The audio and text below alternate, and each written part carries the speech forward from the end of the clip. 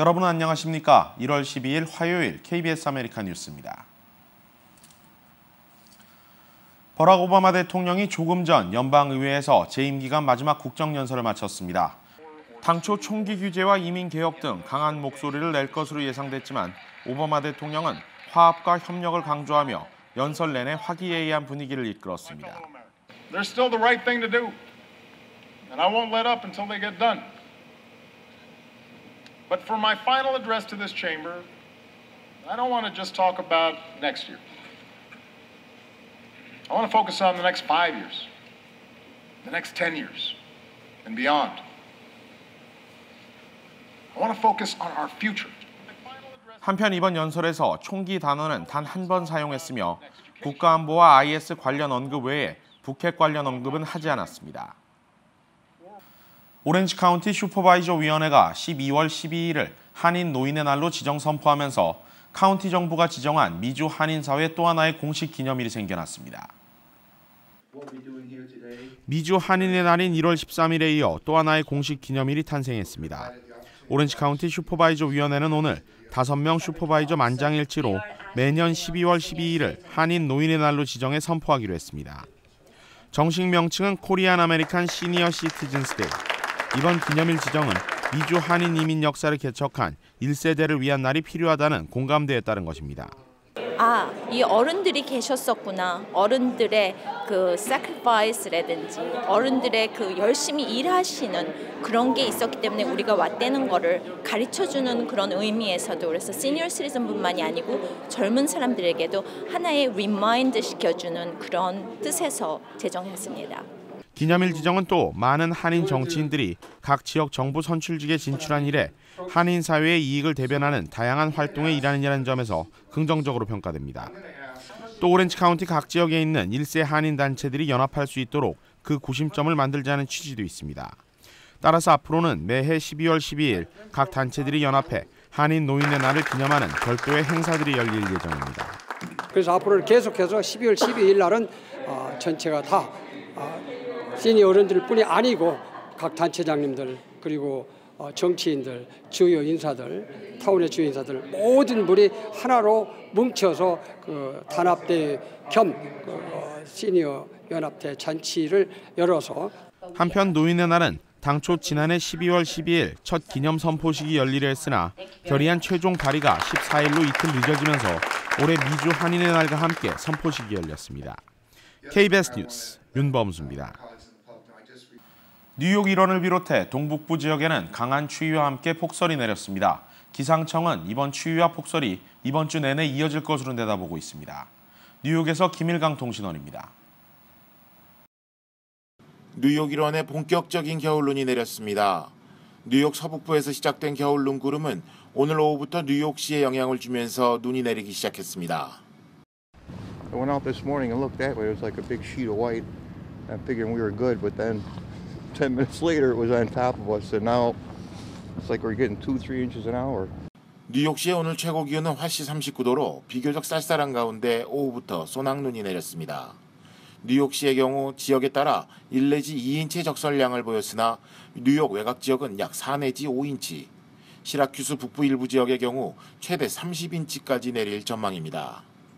Last year I was stranded for 4 days in the middle of this snowstorm up in Lackawanna for 4 days, and I'm not having it again. You can see for yourself. It's been pretty bad. No, can't keep up with it. 기상청에 따르면 내일은 뉴욕시 일원의 눈구름은 걷히지만 시속 33마일의 강풍과 화씨 30도 미만의 기온으로 한겨울 날씨를 보일 것으로 예상됩니다. 지금까지 뉴욕이었습니다.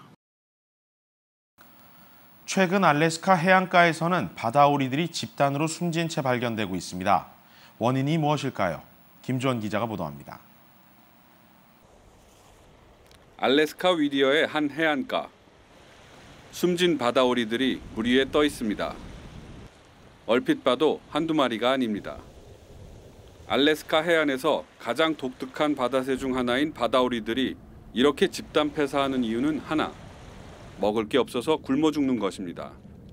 The evaluation of their body condition and they were emaciated condition. 매년 겨울이 되면 이렇게 죽은 새들이 발견되기도 하지만 올해는 그 수가 부쩍 늘었습니다. 얼마나 많은 새들이 폐사했는지 집계조차 힘듭니다. We want to know where it's happening and the magnitude. 큰 부리 바다오리로 불리는 이 새들은 해수면의 작은 물고기들을 먹이로 살아갑니다. 하지만 올해 겨울은 해수면 온도가 급격히 올라가면서 이들이 먹을 먹이가 사라진 것입니다. 상황이 이렇다 보니 지역 주민들이 직접 새들을 집으로 데려가 먹이를 주며 구조 활동에 나서고 있습니다. You know, because they're not used to just something you can just feed them. Otherwise, you have to force feed them. And it took a while, you know, maybe a day, and then. 건강을 되찾은 바다오리들은 다시 바다로 돌려보냅니다. 현재 앵커리지 조류보호연구센터는 바다오리들의 집단 폐사를 막기 위한 구조 활동과 함께 대책 마련에 나섰습니다. KBS 뉴스 김주원입니다. LA 통합교육구 사상 첫 흑인 여성 교육감이 탄생했습니다. LA 통합교육구 이사회는 어제 미셸 킹 교육감 지명자에 대한 최종 선임을 만장일치로 확정했습니다. 미셸 킴 신임 교육감은 LA시에서 태어나 LA 통합교육군의 학교를 졸업하고 교사와 교장을 거쳐 부교육감까지 오른 인물로 1961년 통합교육구가 생겨난 이래 첫 여성 흑인 교육감이 됐습니다. 미셸 킹 신임 교육감은 교육군의 모든 인종과 배경의 학생들이 꿈을 이루는 데 돕겠다는 소감과 함께 교내 안전과 예산 등 산적한 문제도 해결해 나갈 것이라고 밝혔습니다. LA 경찰국의 앤드류 스미스 커맨더가 위스콘신 그린베이시 경찰국장으로 임명되면서 27년간 근무했던 LAPD를 떠납니다. 대외 공보 업무를 총괄하면서 LA 경찰국의 얼굴 역할을 해온 스미스 커맨더는 올림픽 경찰서 설립에도 기여했고 한인 공보관을 늘리는 등 한인 사회에 친숙한 경찰 이미지를 알리는 데 많은 노력을 기울여왔다는 평가를 받고 있습니다.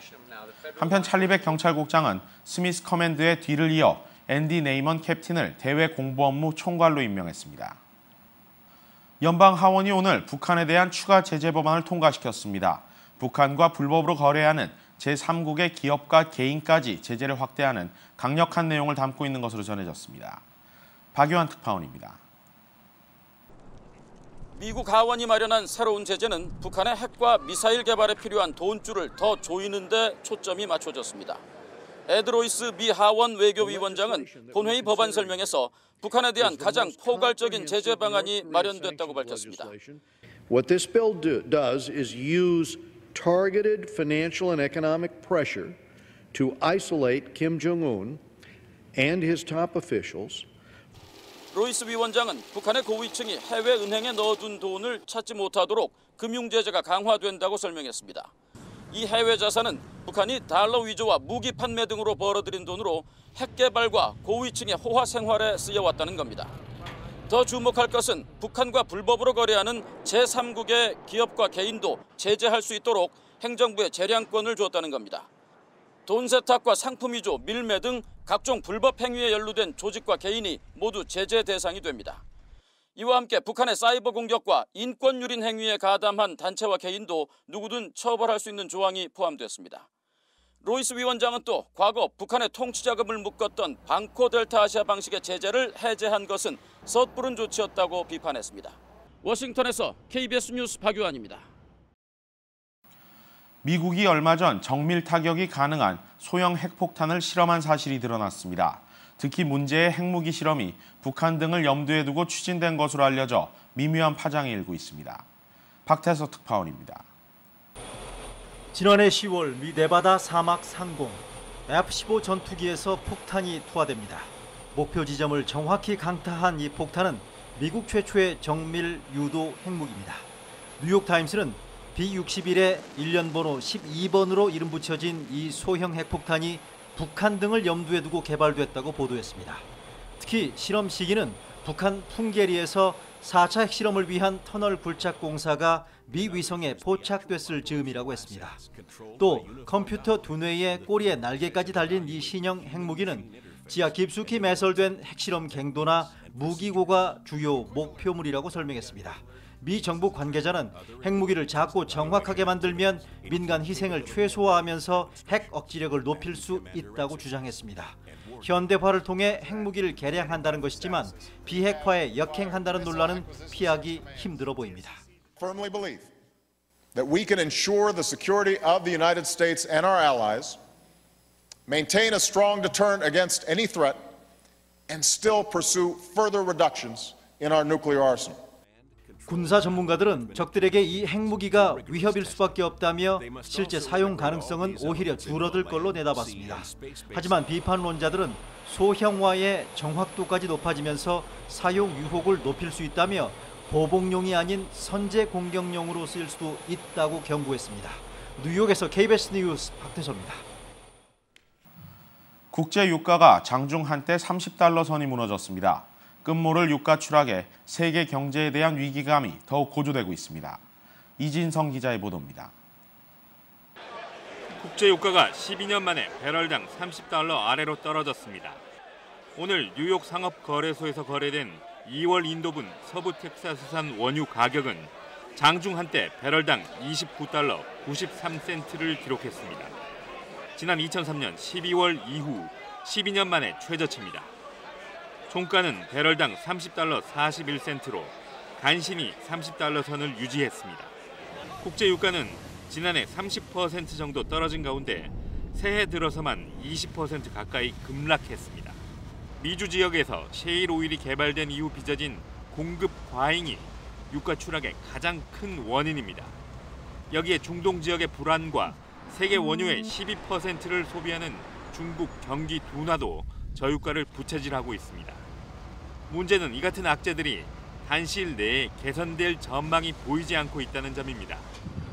해법 없는 악재 속에 국제 유가는 배럴당 20달러는 물론 최악의 경우 10달러 선까지 떨어질 것이라는 비관적인 전망도 나오고 있습니다. 당장 발등에 불이 떨어진 석유 수출국 기구 오펙 회원국들의 움직임이 바빠졌습니다. 올해 6월 예정인 오펙 정례 회의에 앞서 회원국 두 곳이 조기 회동을 요청하면서 1분기 회동 가능성이 커지고 있습니다. KBS 뉴스 이진성입니다. 한인사의 소식입니다. 미주 한인의 날을 맞아 LA 한인회에서 태극기 현기식이 거행됐습니다. 현기식에는 제임스 한 한인회장과 김현명 LA 총영사, 김봉건 자국본 대표 등 각계 인사 50여 명이 참석했습니다. 미주 한인의 날인 내일은 오전 LACE의 선포식을 시작으로 미주 한인재단 주최 만찬까지 관련 기념 행사가 이어집니다. LA와 얼바인, 뉴포트 비치에서 아파트를 빌려 매춘을 알선하다 체포된 한인 포주에게 중형이 선고됐습니다. 오렌지 카운티 검찰은 지난 8일 LA에 거주하는 44살의 박진우 씨가 5건의 매춘 알선 혐의와 관련해 6년의 실형을 선고받았다고 밝혔습니다. 공범인 김흥순 씨와 김미연 씨는 현재 재판이 진행 중인데 유죄가 확정되면 각각 최고 40년과 12년의 실형을 선고받을 수 있습니다. 잡코리아 USA와 코트라가 공동 주관하는 제5회 취업 박람회가 다음 달 26일 LA 컨벤션 센터에서 열립니다. 올해 취업 박람회는 케빈 델레온 주 상원의장 주최로 열리며 지난해 140개 기업에서 더 늘어난 150여 개 기업이 참여할 예정입니다. 그 밖에 한국 기업 인재 채용을 위한 한국 채용관도 들어서고 중국 커뮤니티와 기업들의 참여도 늘어납니다. 가주 60지구 하원의원직에 재도전하는 박건우 민주당 후보의 선거기금 모금 행사가 타운에서 열립니다. 주 하원 60지구는 코로나와 노코, 이스트베일과 리버사이드시의 3분의 1을 포함하는 지역으로 박건우 후보는 대학과 초급 대학 제도 개선, 일자리 창출, 한인 중소기업 육성 정책 등을 공약으로 내세우고 있습니다. 제20대 국회의원 선출을 위한 올해 재외선거에서 처음으로 영구명부제가 도입됩니다. LA 총영사관 측은 2012년 제18대 대선 당시 재외선거인 명부에 등재된 선거인에 한해 이번 선거에서 추가 등록 신청 없이 투표가 가능하다고 밝혔습니다. 본인의 영구명부 등재 여부는 인터넷 신고 신청 홈페이지를 통해 조회할 수 있습니다.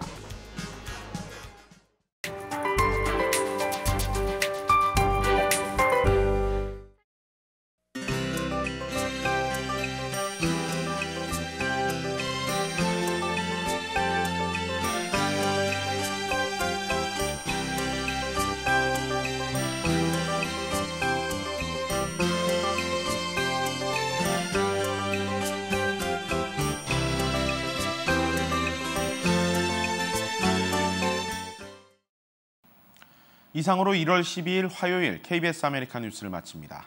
고맙습니다.